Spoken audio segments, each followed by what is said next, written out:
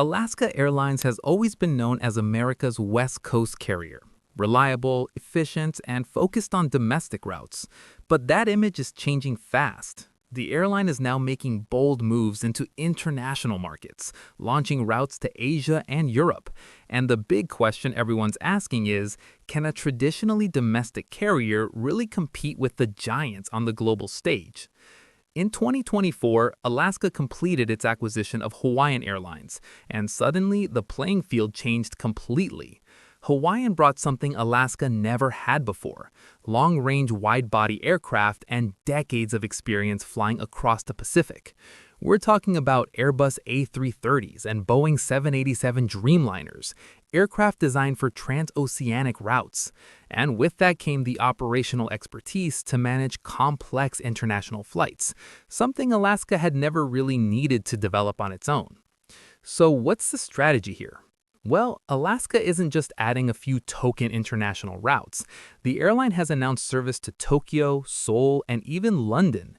These aren't small markets. They're some of the most competitive international corridors in the world, dominated by legacy carriers with massive global networks.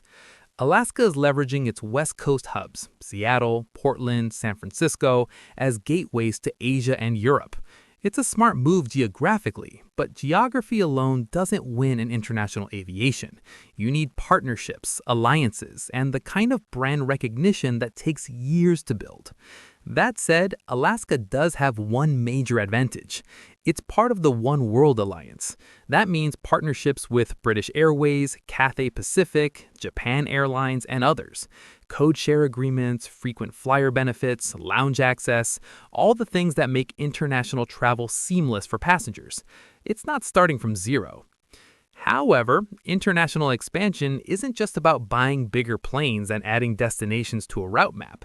It's a completely different operational beast.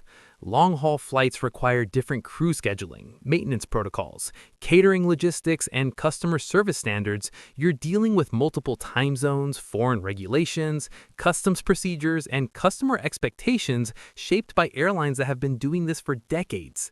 Then there's the service experience. Airlines like Singapore, Emirates, ANA, and Lufthansa have built their reputations on premium international service.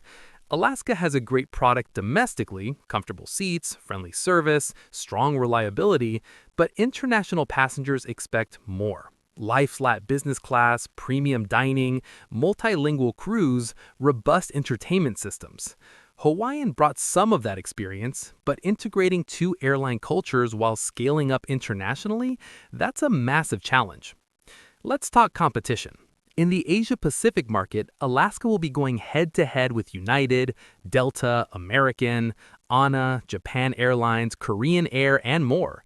These carriers have deep relationships with corporate clients, established frequent flyer bases in those regions, and decades of brand equity. They offer multiple daily flights, connections to dozens of cities, and integrated global networks.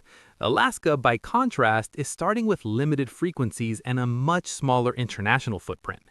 Can it compete on price? Maybe. But in premium international markets, passengers often prioritize schedule convenience, brand trust, and loyalty program benefits over price alone. Europe presents similar challenges. The transatlantic market is incredibly mature and competitive. Airlines have fine-tuned their offerings and passengers have strong preferences. Alaska entering London is bold, but it's also entering a market where passengers have countless alternatives.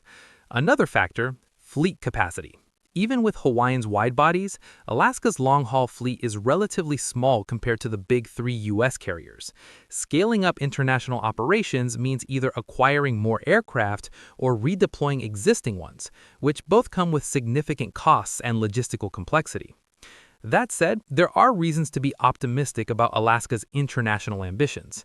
The airline has a track record of operational excellence.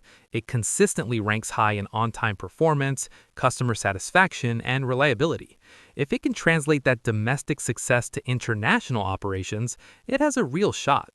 There's also a growing market for point-to-point international travel, especially as remote work and flexible schedules change how people fly. Alaska's focus on underserved routes, connecting secondary U.S. cities directly to international destinations without forcing passengers through massive hubs, could be a differentiator. And let's not forget, the aviation industry is evolving. Passengers are increasingly loyal to alliances and credit card programs rather than individual carriers. If Alaska can leverage its One World membership effectively, it might attract passengers who value network breadth over airline brand alone. What do you think? Can Alaska Airlines carve out a real space in international markets, or is this expansion too ambitious? Drop your thoughts in the comments below. Thanks for watching Plane News. If you enjoyed this analysis, hit that subscribe button and stay tuned for more aviation news, insights, and updates from around the world. Safe travels, everyone.